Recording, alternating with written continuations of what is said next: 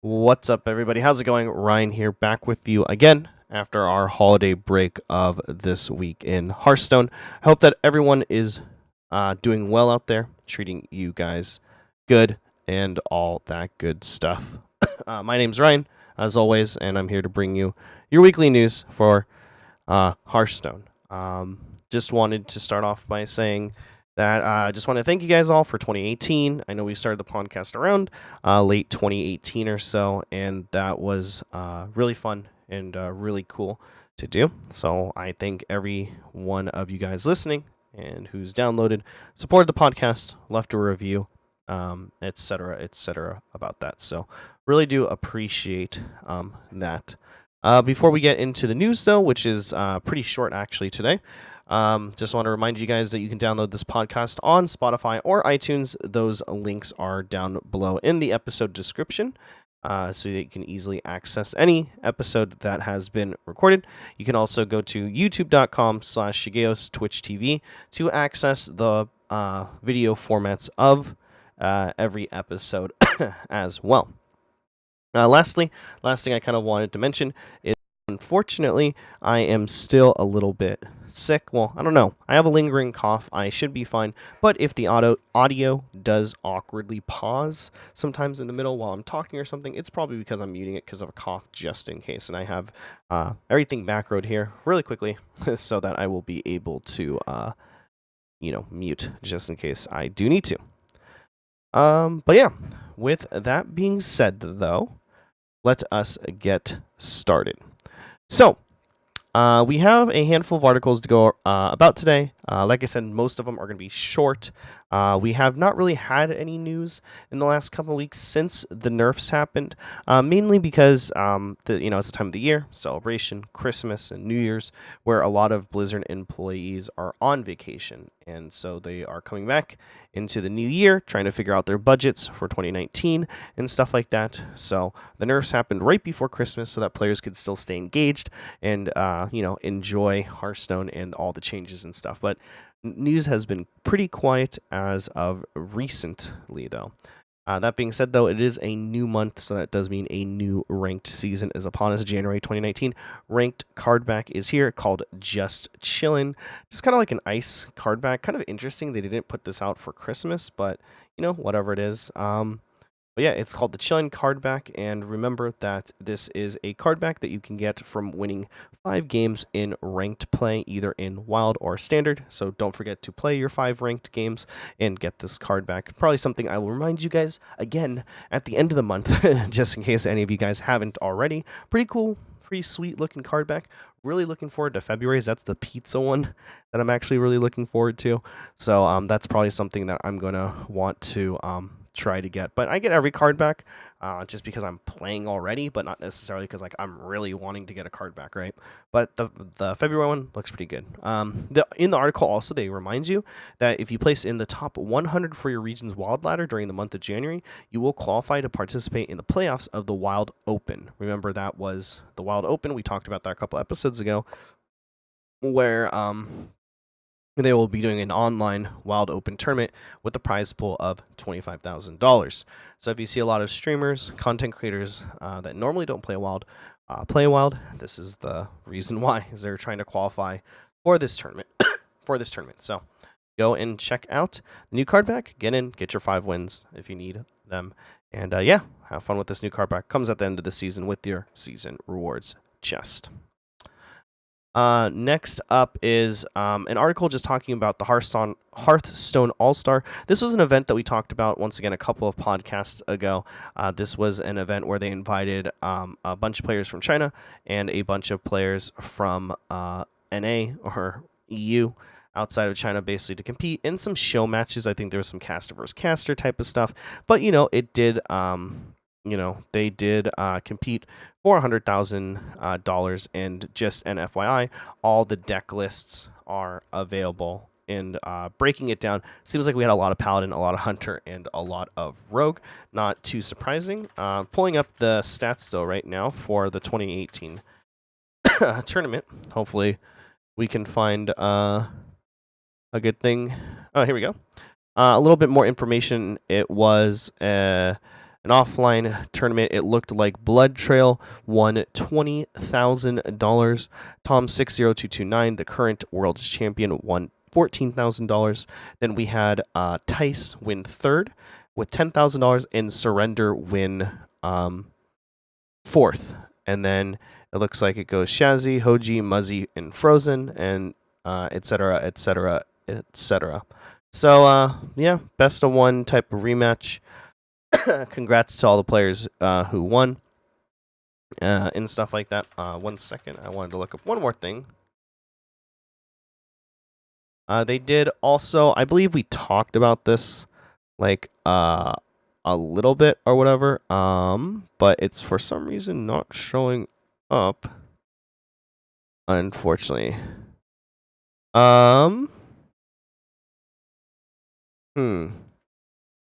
I know that they announced at this tournament as well where the World Championship would be, but it looks like there is no type of blog post or anything official, which is kind of weird because you would think that they would officially announce through a blog post or at least something.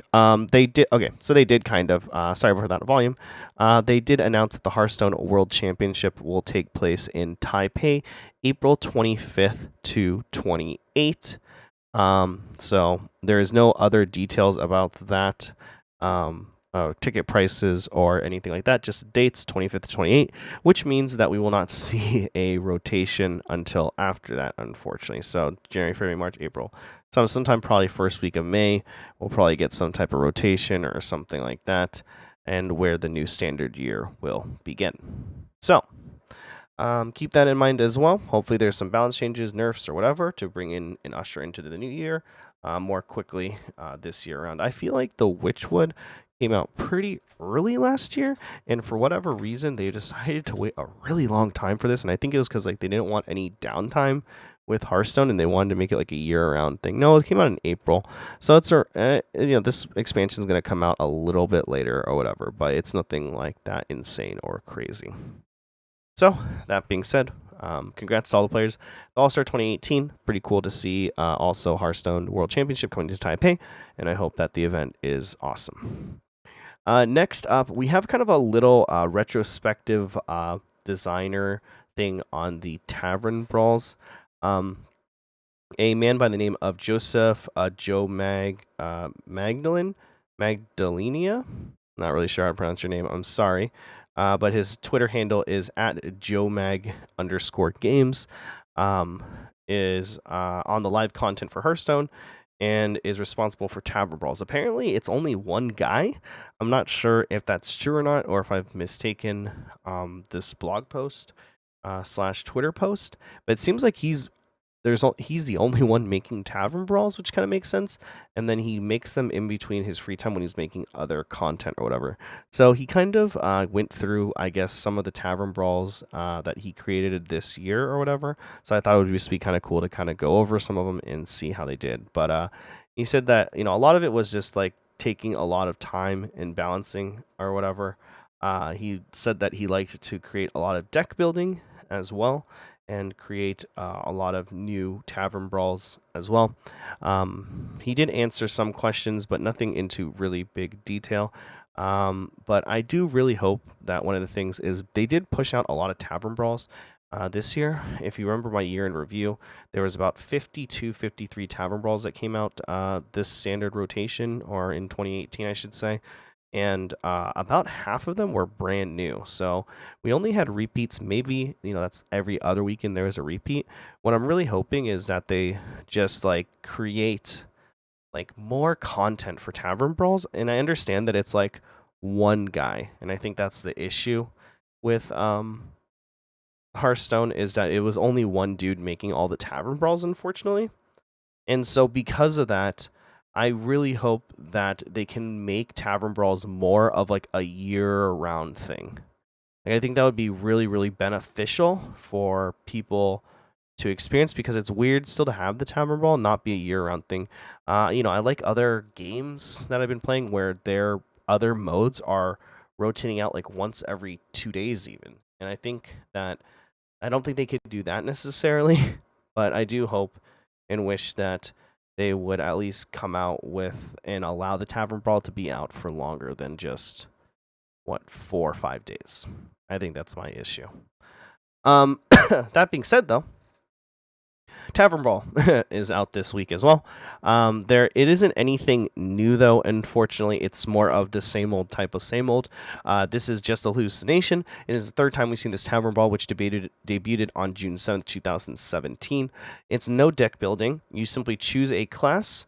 And if you guys didn't know, Hallucination is a card which costs 1 mana. It's usually a rogue spell, and it's discover a card from your opponent's class. So you don't want to choose a class that's very, very good. You probably want to choose, as they recommended in this article, Warlock, because a lot of cards damage themselves or destroy mana crystals, etc., etc. You start out with 3 mana crystals, and yeah. Interestingly enough, this Tavern Brawl also gives out a Rosticon Rumble pack. So if you're looking to not get a classic pack and get a new pack this time around, I would recommend to do this Tavern Brawl, play against a friend, etc. I actually haven't done it yet, and I'm probably going to need to do it soon. But it is the pack for this week, which is kind of cool. I already have most of the classic cards that I want. The few legendaries I'm missing or the few epics I'm missing aren't really in the meta or never have really been used. For a long time at least. So once I get those, I just disenchant them. So it'll be nice to at least get some cards that possibly will be utilized more in the future. Next up, we have the data report for the Hearthstone meta this week at Vicious Syndicate, report number 116. Where they apparently had 5,200 contributors and a ton of people playing a ton of games this week. Overall, 65,000 games, 12,000 at Legend, 3,000 at ranks 1 through 4, 22,000 at 5 through 9, and 10 to 14 they had about 6,000 games. Pretty much from what the meta says, it's something that this is for the last week, and it's something that I am not really surprised about. But basically, Hunter is viable in almost every single build, whether it be Death Rattle / Cube Hunter, as they call it. Secret Hunter is really good as well. Mid-range Hunter is tier 2, but still very good as a budget deck for a lot of budget players. Then you're seeing, because of mid-range Hunter, or just Hunter decks in general being very powerful, what counters that is really Paladin and sometimes Shaman, but Shaman mostly counters Paladin. So you're seeing a lot of Paladin. So Odd Paladin is still very good. Exodia Paladin, which is the OTK Paladin, is very good, and Even Paladin is also very good. But Even Paladin is mostly there because it doesn't really do as good against Hunter, but it does good against most, if not all, the classes, while Odd Paladin is doing fairly well, but is mostly there to snipe out other classes. Or mostly to snipe out Hunter. And then you have Even Shaman, which I think is actually, I'm surprised it's tier 2, but is very good against sniping out Paladins. One of the things that the report says as well that we need to keep in mind is pretty much that the nerfs didn't affect Paladin as much, only because Druid was nerfed as well. And with Druid nerfed, you see a lot of big taunts going away, as well as Spreading Plague going away. And so there really is no super, super hard counter for Odd Paladin, unless you're using something like Odd Taunt Warrior and stuff like that. It's a lot slower deck. They tech in Leroy Jenkins now, and they tech in a couple of other cards, but it's still a very powerful deck just because of the hero power. And I can contest to this, playing on ladder and playing in a couple of tournaments this week. It's been pretty ridiculous to bring Odd Paladin, and it does very well in my opinion. So yeah, it's still a deck that's really good. So I would say you disenchant your level ups, but there's a couple of cards that you can easily put into your deck to replace it. But I'm going to try to avoid playing Paladin this whole nerf. I ended up just playing a ton of Odd Paladin and Even Paladin. I might play Even Paladin, but I don't know. I might just avoid Paladin altogether. I played a ton of Paladin last expansion because I was like, this deck's gonna get nerfed. So I try to play it as much as possible to get my 500 wins with Paladin, and now I'm like, I kind of want to play Even Shaman, I kind of want to play Odd Rogue, I kind of want to play this, I kind of want to play that. You're also seeing Odd Rogue being very well as well, just because once again, no real big taunts or big baddies to destroy it, and with the weapon and the combos and the synergies is doing very, very well. So But yeah, check out the meta report. They have all the deck codes and all the deck lists and all that stuff, and very good summaries of everything that was talked about. And you can get all of those there at that article. Remember, keep in mind that it is of the past week, so if the longer you wait to update your decks, the more the meta is probably shifted or changed or whatever. They announced that they haven't settled into the meta yet, which is something that is interesting to me as well. So I feel like the meta is pretty much settled, in my opinion, at this point. It's just kind of hard stuck, unfortunately. It is what it is, but yeah. Lastly, this isn't kind of like any like crazy news about Hearthstone really, but this morning we got some news about Ben Brode's new company called Second Dinner. If you guys don't know who Ben Brode is, he was the game director for Hearthstone who left earlier this year to start his own company with a bunch of people actually from the Hearthstone team. Yang Wu being one of the lead developers there, some people who work on art also left with Ben Brode and made this company called Second Dinner. And they announced today that they finally secured funding. It's kind of odd because their first title will be partnering with Marvel. They have confirmed that it will have a mobile game aspect to it, which is kind of weird. And they haven't technically stated if it is mobile exclusive. They did confirm though that there will be a mobile portion to the game. So it could be like Hearthstone where you can play it on your desktop. It could be like Fortnite where you can play it on your desktop, but also has a mobile counterpart to it as well. So it'll be kind of interesting to see what they have. The other interesting part of the story, which is something that I would love to bring up on other podcasts and bring some people on, is that the people who funded the game itself is NetEase, who is the Chinese company that also is funded and is developing Diablo Immortal, which is the mobile Diablo game. They're just funding it, but they will want to see a return in investment, though. So I'm not surprised about everything. The thing that I find interesting just in the gaming space right now is just how big NetEase and Tencent, which is another Chinese company, are becoming. If you guys didn't know, Tencent actually owns a pretty large majority of Riot Games now. It's pretty big. It's pretty substantial. I think they announced that a couple of years ago. And then you're also looking at NetEase owning just pumping money into Blizzard and owning a pretty large portion of Blizzard as well, actually. It's not solely owned by Activision, which I thought was interesting. Then they gave $30 million to Ben Brode's company to help make this Marvel game. And then also, at the same time, last year, they NetEase gave $100 million to Activision to pump out a entirely new IP for them. So it just seems pretty crazy. My feelings about this type of stuff are mixed for sure. My issue is that I'm not a big mobile gamer at all.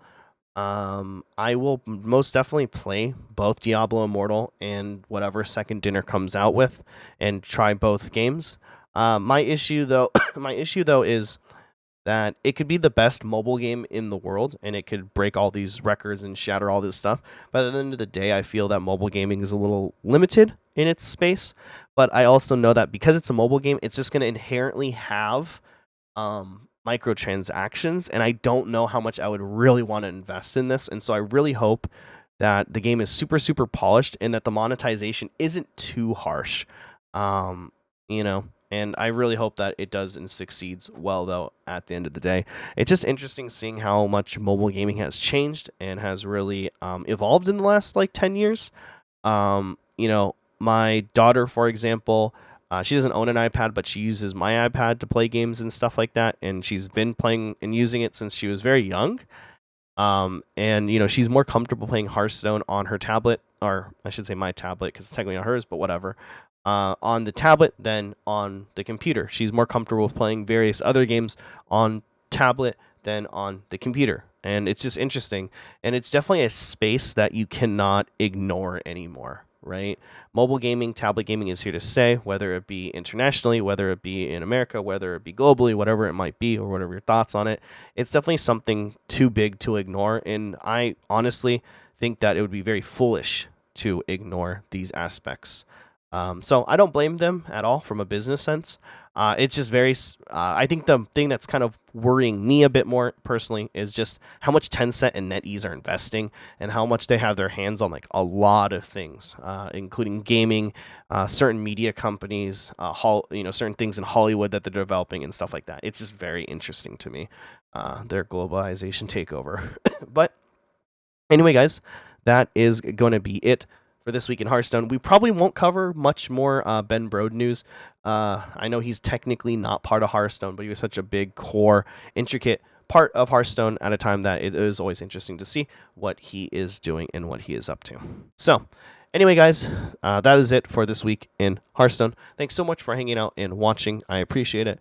As always, you can find audio versions of this in the episode description down below.